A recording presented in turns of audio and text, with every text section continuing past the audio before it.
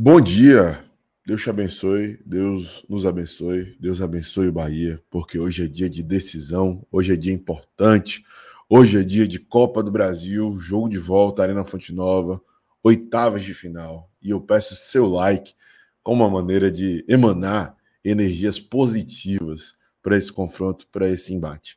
O momento não é favorável, o Bahia tem oscilado, o torcedor está desconfiado, o torcedor, de maneira geral, tá? Eu sei que existem exceções, não está tão otimista assim, e tem até motivos para não estar tão otimista assim, mas é o Sport Clube Bahia.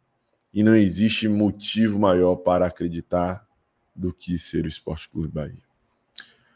Vamos falar sobre essa partida, sobre o que nos aguarda, o que nos espera, como o Botafogo deve vir, novidades.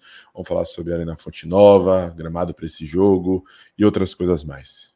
Chama, bora junto para mais uma decisão.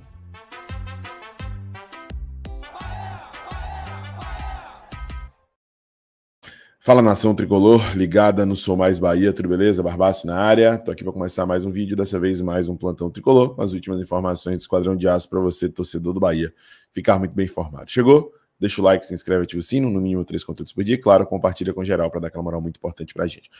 Eu vou trazer mais uma parte da entrevista coletiva de Everton Ribeiro. Ontem eu trouxe uma parte, inclusive, com o meu questionamento, a minha pergunta sobre o Lúcio Rodrigues. E Everton Ribeiro também falou sobre outras questões importantes nessa coletiva. E eu vou trazer aqui para a gente poder debater.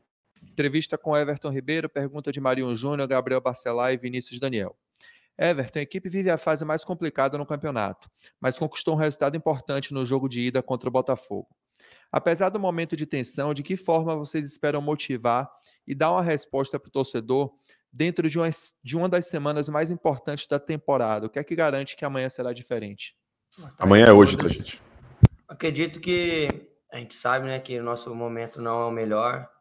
A gente não vinha de derrotas em sequência assim durante todo o ano. Então, a gente parou para conversar, reunimos só nós jogadores, né? Porque a gente sabe que é um momento que é difícil, mas que pode mudar tudo com esses dois jogos importantes. Como eu falei na saída do jogo, duas finais para nós, que temos que dar essa resposta para o torcedor, para nós mesmos. Sabemos que podemos mais do que a gente vem fazendo e vamos deixar tudo dentro de campo para a gente reverter essa situação e classificar nessa quarta-feira. Jonas Stelma, Pititinga, Nuno Krause, Douglas Santana, Michael Douglas, Rodrigo Barata e Luiz Guilherme, eles fizeram a mesma pergunta, dizendo que repercutiu sua entrevista sobre mudar conceitos e voltar a vencer na última rodada. O que é que você quis dizer com isso? Os novos conceitos são referentes a jogo, foram trabalhados isso durante a semana, conceitos táticos, atitude em campo, decisões erradas em lances. Essa mudança passa também pelo modelo de jogo e pela disposição tática, ou os jogadores entendem que a proposta estabelecida por Rogério Ceni continua sendo a ideal? Não, o que eu falei, eu quis dizer mais sobre nós, jogadores. Parte tática, parte de campo, isso é com o professor Rogério. Ele vem passando, desde o começo do ano, um jeito de jogar, e eu acredito que seja o que mais extrai o nosso melhor. A gente já mostrou isso.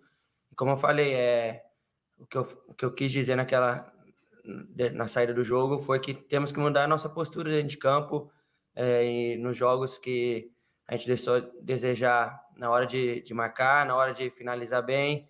Isso que vai nos fazer voltar a vencer, duelar por cada bola e fazer bem feito as coisas dentro de campo. Isso que pode mudar o nosso momento para um momento melhor, como a gente já mostrou durante esse ano. João Leiro pergunta, Everton, Bahia vive o pior momento da temporada sem vencer a 6 jogos. Estamos em uma semana decisiva de oitavas de Copa do Brasil e Clássico Bavi. Vencendo esses jogos, virada de chave, perdendo, enfrentará a sua primeira grande crise no clube. Como é que está o mental do grupo para um momento tão importante?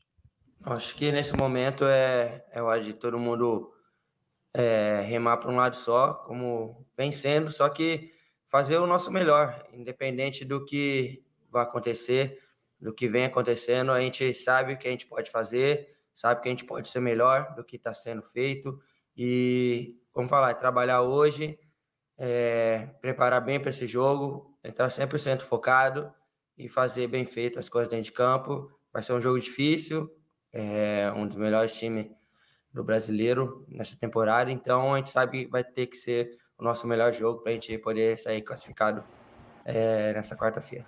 Importante destaque de Everton para esse diálogo interno entre os próprios atletas, né? Ele, como a liderança do grupo, certamente passou a visão para os jogadores do que já foi feito até aqui, do que eles construíram em termos de desempenho, de rendimento, de nível de jogo. E isso precisa ser resgatado. E para isso ser resgatado, tem que ter ajuste tático, tem que ter ajuste e aperfeiçoamento técnico, né? Evidentemente que Ceni tem que pensar em variações estratégicas para durante o jogo, de alguma maneira, envolver e surpreender o adversário e tudo mais.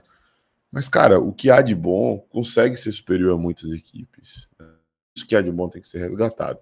Eu espero que esse diálogo entre os atletas tenha surtido um efeito positivo. Vamos falar agora sobre a Arena Fonte Nova, porque temos novidades importantes. A matéria do GE, do Costa Filho e do Rafael Teles, é o seguinte: após críticas de Ceni, Fonte Nova garante gramado em excelentes condições para jogos do Bahia.